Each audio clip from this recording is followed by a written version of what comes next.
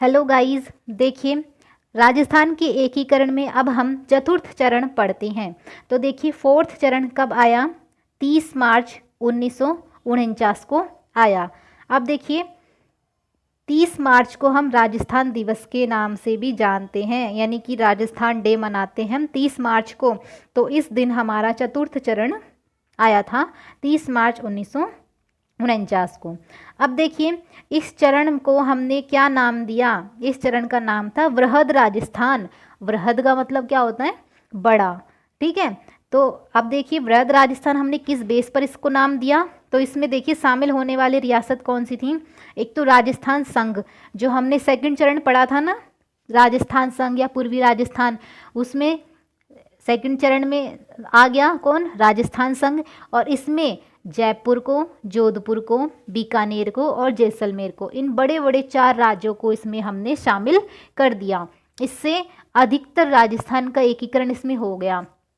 इसी वजह से इसको चौथे चरण को क्या नाम दिया? वृहद राजस्थान, क्योंकि जयपुर, जोधपुर, बीकानेर, जैसलमेर ये बड़े बड़े राज्य थे।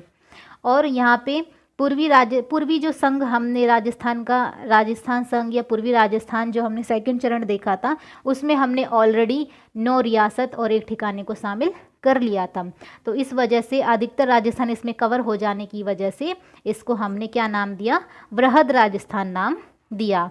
अब देखिए इसमें मुख्यमंत्री कौन बने थे? थर्ड में मुख्यमंत्री बने थे हीरालाल शास्त्री, और ये जयपुर के थे। और इन्हीं को क्या कहा? राजस्थान की प्रथम मनोनीत मुख्यमंत्री, सीएम। यानी कि अभी तक जो हम प्रधानमंत्री बना रहे थे हर रियासत में, ऊपर की जो 3 रियासतें हमने पढ़ी उनमें हमने देखा कि हमने प्रधानमंत्री बनाए थे, लेकिन जैसे ही हमने चौथा चरण बनाया तो यहाँ पे उस प्रधानमंत्री के नाम पे हमने किनकी नियुक्ति की?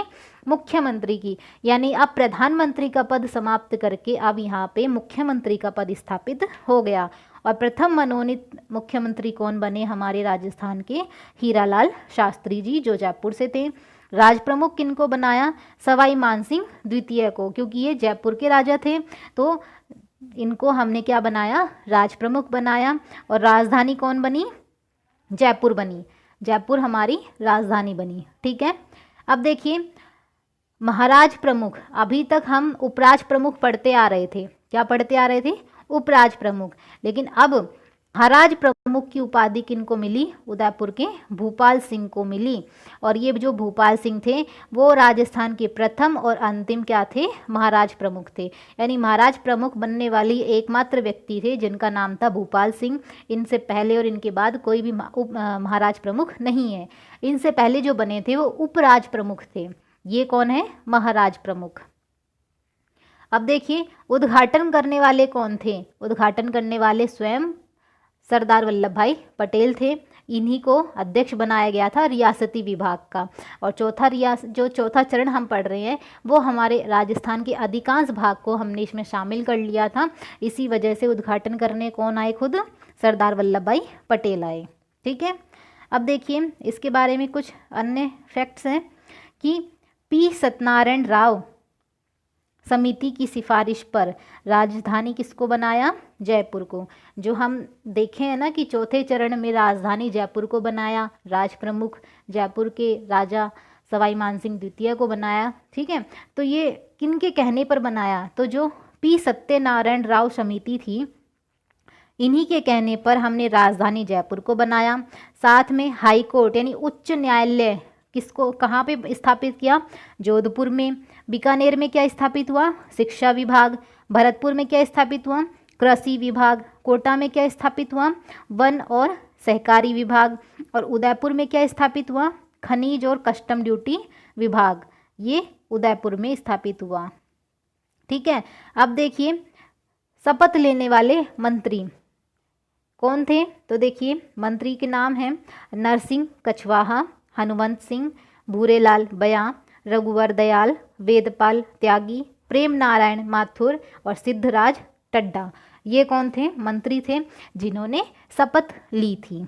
ठीक है, अब देखिए राजस्थान डे कब मनाया? 30 मार्च को, क्योंकि हमने देखा कि जो हमारा चौथा चरण है वो 30 मार्च 1949 को क्या हुआ? चतुर्थ चरण बना था, जिसका नाम हमने क्या रखा, वृहद राजस्थान। यानी राजस्थान का अधिकांश हिस्सा उसमें शामिल होने की वजह से इसी दिन को हमने राजस्थान दिवस के नाम से मनाया जाना शुरू किया। तो राजस्थान दिवस कब मनाते हैं, 30 मार्च को। और राजस्थान का स्थापना दिवस कब मनाते हैं, 1 नवंबर को।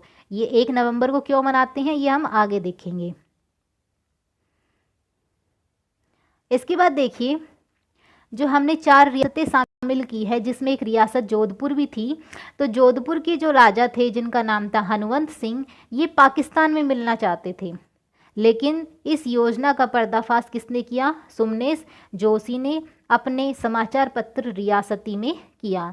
जो जोधपुर के शासक थे हनुवंत सिंह, ये क्या चाहते थे, मैं भारत में नहीं मिलना चाहता, मुझे पाकिस्तान में मिलना है।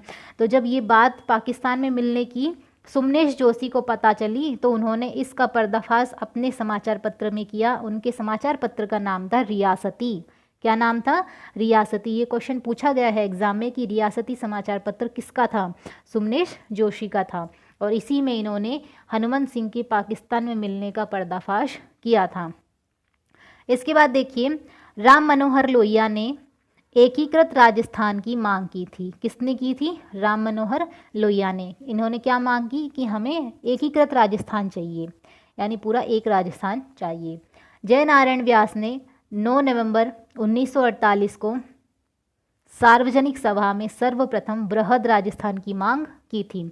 ये देखिए, इन्होंने 1948 में मांग की थी, जबकि हमने वृहद राजस्थान आज चौथे चरण में बनाया है। कब बनाया है, चौथे चरण में 30 मार्च 1949 को। लेकिन इन्होंने डिमांड पहले ही कर दी थी। कब, 9 नवंबर 1948 को एक सार्वजनिक सभा में क्या कहा था कि हमें वृहद राजस्थान चाहिए। क्या, किसने कहा ये बात, जयनारायण व्यास जी ने।